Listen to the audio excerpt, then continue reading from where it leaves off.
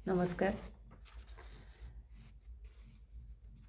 सुप्रभात। आज मु राखी पाई गोटे छोट वीडियो बनई एबे मु 1990 मसीहा जनवरी 25 तारिख रे कौशल पत्रिका मोर गोटे गप बाहरी अव्यक्त जंत्रणा।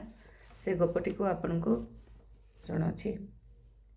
सबुदिन कॉलेज गला बेले मु झीटी को देखी थाए। झीटी कॉलेज सामना छकरे एक ठेला गाड़ी नहीं छिड़ा होता है। तार सामान्य चेप्टा नाक, छोट छोट निदुआ आखि, सेओपरी गाल दुईटी आ मुक्ता परी दी धाड़ी दांत, घन चूर्ण कुंतल सहित देहर गहम रंग को नहीं बेस चमत्कार देखा जाए। से नम्र व्यवहार और शालीनता निकटरे कॉलेजर दुष्ट पिलामानक दुष्टामी मध्य सेमाने भूली जाती। सफा सूती शाढ़ीटीए पिंधि तार ठेला को ठेली ठेली से गरीब बस्ती जेतेबेले बाहरी आसे मने हुए सते जेमिति जीवन संग्राम रे से जड़े बलिष्ठ सैनिका। घरे तार विधवा माँ और सान भाईटीए। भाईटी पाख उच्च प्राथमिक विद्यालय रे पंचम श्रेणी रे पढ़े। झीटीर प्रतिदिन रुटीन है सकाळ 8 रु 4 कॉलेज छक और 4 रु 5 बसस्टाण्ड रे ठेला पाखरे छिड़ा होई बादाम मटर चना इत्यादि जिनस बिक्री करिबा। ता रुटीन रे परिवर्तन होता है जेतेबेले कॉलेज बंद थाए। सेतेबेले से दिन सारा प्राइवेट बसस्टाण्ड गोटे निर्दिष्ट जगार ठेला नहीं छिड़ा होता है। मु ताकू प्रतिदिन देखी देखी केमती केबे अजाणतरे ता प्रति आकृष्ट होइथिली। निजे जानी पारि नथिली। समस्ते ताकू बासंती नानी, बासंती अपा अबा बासंती भौणी कहूथिले मध्य मु ताकू केबे सेमिति संबोधन करि पारि नथिली। सेमिति सुजोग केबे आसीबार संभावना मध्य नथिला। से तो निर्विकार झीटीए।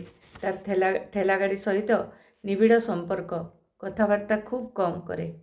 से कॉलेजर झील माने ताकू अनेक प्रश्न पचारती। सबु प्रश्न गुड़िकर अति संक्षेपरे उत्तर दे थाए। से ता चाहाणी रे ममता झरे, जहाकू से थरे कहीदिए से केमिति एक स्वर्गीय भक्ति और स्नेहरे नई जाए आपे आपे। से अंचल रे बासंती को जानी नथिबा, बासंतीर सुगंधरे सुगंधित होई नथिबा खूब कम व्यक्ति आसंती। समस्ते जानती बासंती खूब शांत शिष्ट सरल झीटीए। हेले ता भितर एक प्रचंड शक्ति लुक्कायित होई रही थाए।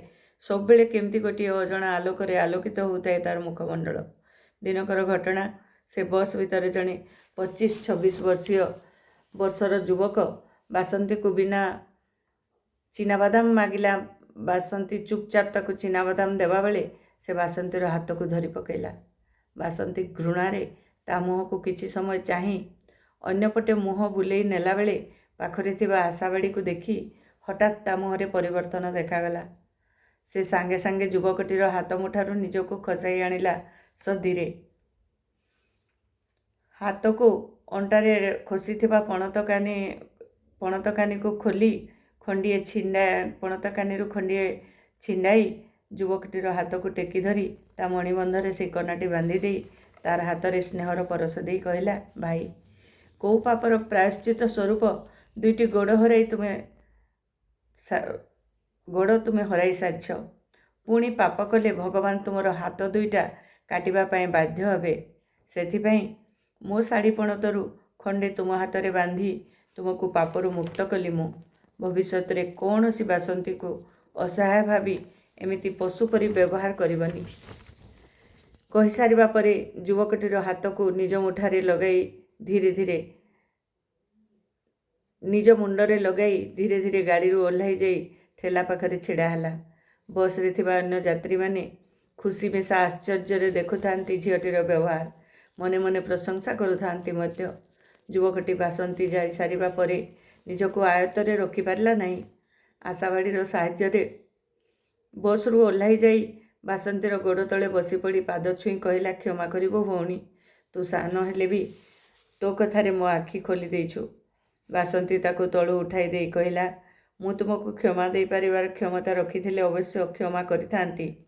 प्रार्थना कर से विश्वनियंता को, से तुमको निश्चय क्षमा करिवे। कही आशाबाड़ी दुईटी युवक को धराई देई निज पणतरे युवकर आखिरु बोही आसुवा लुह पोछीदेला। युवकटी से दिन चली जाइथिला, ହେଲେ ଆଖପାଖ ଅଞ୍ଚଳରେ ବାସନ୍ତୀର ଏ ଚମତ୍କାର ବ୍ୟବହାର ଗୁଜବ ପରି ଚାରିଆଡ଼େ ବହୁତ ଶୀଘ୍ର ବ୍ୟାପି ଯାଇଥିଲା। ସେହି ସମୟରେ ସମସ୍ତେ ବାସନ୍ତୀକୁ ବାହା ବାହା କହିଥିଲେ। କୌଣସି ଗୋଟିଏ ଭଲ ଝିଅର ଉଦାହରଣ ଦେବାକୁ ଗଲାବେଳେ ପ୍ରଥମେ ସମସ୍ତେ ବାସନ୍ତୀର ନାଁକୁ ହିଁ ପ୍ରଥମେ ମନେ କରନ୍ତି। ସେହିଦିନଠାରୁ ମୁଁ ପ୍ରତିଦିନ ମ୍ୟାଗାଜିନ୍ ପତ୍ରପତ୍ରିକା ନେଇ ସହରରେ ଗଳିକନ୍ଦି ବସ୍ଷ୍ଟାଣ୍ଡ ଓ କଲେଜ ଛକରେ ବିକ୍ରି କରିଥାଏ। ବାସନ୍ତୀକୁ ପ୍ରତିଦିନ ଦେଖିଥାଏ। ମୋ ଆଡ଼କୁ ଚାହିଁଲା ବେଳେ ବାସନ୍ତୀର ମୁହଁରେ କେମିତି ଏକ କାରୁଣ୍ୟ ଫୁଟି ଉଠେ। ବୋଧହୁଏ ସେତେବେଳେ ମୋ ଚାହାଣୀରେ ମଧ୍ୟ କିଛି ପରିବର୍ତ୍ତନ ଆସିଯାଇଥାଏ। ଦୁନିଆରେ ନିଜ କାମ, ମା' ଓ ସାନ ଭାଇ ବ୍ୟତୀତ ତା'ର କାହାରି ସହିତ ସମ୍ପର୍କ ନଥାଏ। ସେ କେବେ ବାହାର ଦୁନିଆ କଥା ଜାଣିବାକୁ ଚାହିଁନଥାଏ କି ଜାଣିବା ପାଇଁ ସମୟ ପାଏନି। ସହଜରେ ଜାଣି ହୁଏନି। ପାଠ ପଢ଼ିନଥାଏ ସେ। ଶିକ୍ଷା ବୋଇଲେ କେବଳ ସେ ଟଙ୍କା ପଇସା ଗଣି ଜାଣେ। ମୁଁ ମୋ ମନ କଥା ତାକୁ କହିପାରେନି ପାଟିରେ। କାଗଜରେ ଲେଖିକି ତାକୁ ଦେଇଦେବି ବୋଲି ଭାବେ, ହେଲେ ସାହସ ହୁଏନି। କାଳେ ମୋ ହାତରେ ସେ ଭାତୃତ୍ୱର ସଙ୍କେତ ବାନ୍ଧିଦେବ ଅବା ଷ୍ଟୋଭର କିରୋସିନ ମୋ ଦେହରେ ଢାଳି ମାଚିସ୍ ମାରିଦେବ ବୋଲି। ସବୁବେଳେ ତାରି କଥା ମୁଁ ଭାବୁଥାଏ, ହେଲେ ତା ଆଗରେ ପ୍ରକାଶ କରିପାରେନି। ଖାଲି ସମୟରେ ବାସନ୍ତୀର ଦୃଷ୍ଟି ଅନ୍ତରାଳରେ ବସି ତାକୁ ନିରୀକ୍ଷଣ କରିବା ବ୍ୟତୀତ ମୁଁ ଆଉ ଆଗକୁ ଆଗେଇ ପାରେନା। ବାସନ୍ତୀ ମୋର ମାନସୀ। ସେ ମୋର ହୃଦୟ ସାମ୍ରାଜ୍ୟର ସାମ୍ରାଜ୍ଞୀ। ତାକୁ ମୁଁ ଆତ୍ମାଠାରୁ ବେଶୀ ଭଲ ପାଏ। ଖରାରେ ସେ ଛିଡ଼ା ହୋଇ ବାଦାମ, ଚଣା ଇତ୍ୟାଦି ବିକ୍ରି କରୁଥିଲା ବେଳେ ମୋତେ ବହୁତ ଦୁଃଖ ଲାଗେ। ତାକୁ ମୁଁ ଜୀବନ ସଙ୍ଗିନୀ ରୂପେ ପାଇବା ପାଇଁ ବ୍ୟାକୁଳ ହୋଇ ଉଠେ। ତା ବିଧବା ମା' ଓ ସାନ ଭାଇର ଦାୟିତ୍ୱ ନେବା ପାଇଁ ମୁଁ ସଦା ପ୍ରସ୍ତୁତ। ହେଲେ ଏ କଥା ମୁଁ କହିପାରେନା, ଲେଖିକି ଦେଇପାରେନା, ଅନ୍ୟ ଦ୍ୱାରା କହିବା ପାଇଁ ସାହସ ପାଏନା। କାଳେ ସେ ମୋତେ ଭାତୃତ୍ୱର ସଙ୍କେତ ବାନ୍ଧିଦେବ ସେଇ ଆଶଙ୍କାରେ। ବରଂ ସେ ମୋତେ ବିଭା ନ ହେଉ, ହେଲେ ଭାଇ ବୋଲି କହି ମୋ ପ୍ରେମକୁ କଳଙ୍କିତ ମଧ୍ୟ ନ କରୁ। ମୁଁ ତାକୁ ଭଉଣୀ ବୋଲି କହିପାରିବିନି। ମୋ ହୃଦୟେଶ୍ୱରୀକୁ ମୁଁ ଏ ପବିତ୍ର ସମ୍ବୋଧନ କରିବାର ଯୋଗ୍ୟତା ଏ ଜୀବନରେ ଆଉ କେବେ ପାଇପାରିବି ନାହିଁ। ବରଂ ସେ ଏମିତି ଥାଉ। ଚିରଦିନ ମୁଁ ତାକୁ ହୃଦୟରେ ରଖିଥିବି। ଏମିତି କେବଳ ଦେଖି ଦେଖି ଆତ୍ମସନ୍ତୋଷ ଲାଭ କରୁଥିବି। ପାଠକେ ଭାବୁଥିବେ ମୁଁ ଭୀରୁ କାପୁରୁଷ। ତାକୁ ମୁଁ ଉପରେ ଉପରେ ଭଲ ପାଉଛି ବୋଲି ଅଭିନୟ କରୁଛି ବୋଲି ଭାବୁଥିବେ। ନହେଲେ ଯୁବକଟେ ହୋଇ ଏମିତି ଚୁପ୍ କାହିଁକି ରହୁଛି? ନୁହେଁ, ତା'ର ପ୍ରେମରେ ସେମିତି ଦୃଢ଼ତା ନାହିଁ କି?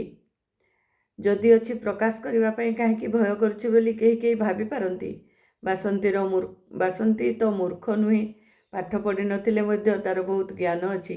ଏକଥା ସମସ୍ତେ ସ୍ୱୀକାର କରୁଥିବା ସ୍ଥଳେ ମୋର ନୀରବତା ଶୋଭା ପାଉନି ବୋଲି ନ କହି କେହି କେହି ଚିନ୍ତା କରୁଥିବେ, ନାଇଁ ସେଇ କାରଣରୁ ମୁଁ ତାକୁ ମନ କଥା କହୁନି ବୋଲି ଭାବୁଛନ୍ତି ଯଦି ସେଇଟା ଭୁଲ ଧାରଣା। ମୁଁ ଭାବୁଛି ସେ ମୋତେ ତା'ର ଭକ୍ଷକ ବୋଲି ଗ୍ରହଣ କରି ନ ପାରେ। ମୋର ସେତିକି ସାମର୍ଥ୍ୟ ନାହିଁ ବୋଲି ସେ କହିପାରେ। ନହେଲେ ଅବ୍ୟକ୍ତ ଯନ୍ତ୍ରଣାକୁ ମୁଁ ଛାତି ତଳେ ଚାପି ଧରି ଏମିତି ବର୍ଷ ବର୍ଷ ଧରି ନୀରବରେ ତପ୍ତ ମରୁପରେ ଆଗକୁ ଆଗକୁ ନିଜକୁ ଘୋଷାରି ନିଅନ୍ତି ନାହିଁ। ମୁଁ ତାକୁ ମୋ ମନ କଥା ପ୍ରକାଶ ନ କରିବାର ଏମିତି ଆଶଙ୍କା କରି ନୀରବ ରହିବାର ପ୍ରଥମ କାରଣ ହେଲା ମୁଁ ତାକୁ ମୁହଁ ଖୋଲି ମୋ ମନ କଥା ପ୍ରକାଶ କରିପାରିବିନି। ମୁଁ ନୀରବ ରହିବା ପାଇଁ ବାଧ୍ୟ, କାରଣ ମୁଁ ଏକ ମୂକ। ୟା ପରେ ଯଦି ଆପଣ ଏ ଗପର ଆଗକୁ ବଢ଼ିବା ପାଇଁ ଚାହାନ୍ତି, ଏ ଗପର ଆଗକୁ କ'ଣ ହେଲା ଜାଣିବା ପାଇଁ ଚାହାନ୍ତି, ହେଲେ ବାସନ୍ତୀର ପ୍ରତିକ୍ରିୟା ଗପଟି ନିଶ୍ଚୟ ଶୁଣିବେ। ଆପଣମାନଙ୍କୁ ଗପଟି କେମିତି ଲାଗିଲା ନିଶ୍ଚୟ ଜଣାଇବେ। ସବସ୍କ୍ରାଇବ୍ କରିନଥିଲେ ସବସ୍କ୍ରାଇବ୍ କରିଦେବେ। ମୁଁ ତ ବାରମ୍ବାର କହୁଛି, ଅବଶ୍ୟ ସବସ୍କ୍ରାଇବ୍ କରୁଛନ୍ତି ବି କେହି କେହି। କରନ୍ତୁ କି ନ କରନ୍ତୁ, ମୋର ଗଳ୍ପ ଯେତିକି ଜଣ ଶୁଣୁଛନ୍ତି ଶୁଣନ୍ତୁ। ଯିଏ ଯଦି ନୂଆ ଶୁଣିବା ପାଇଁ ଚାହୁଁଛନ୍ତି ହେଲେ ସବସ୍କ୍ରାଇବ୍ କରନ୍ତୁ, ଲାଇକ୍ କରନ୍ତୁ। ରହୁଛି। ରାଧେ ରାଧେ, ଜୟ ଶ୍ରୀକୃଷ୍ଣ।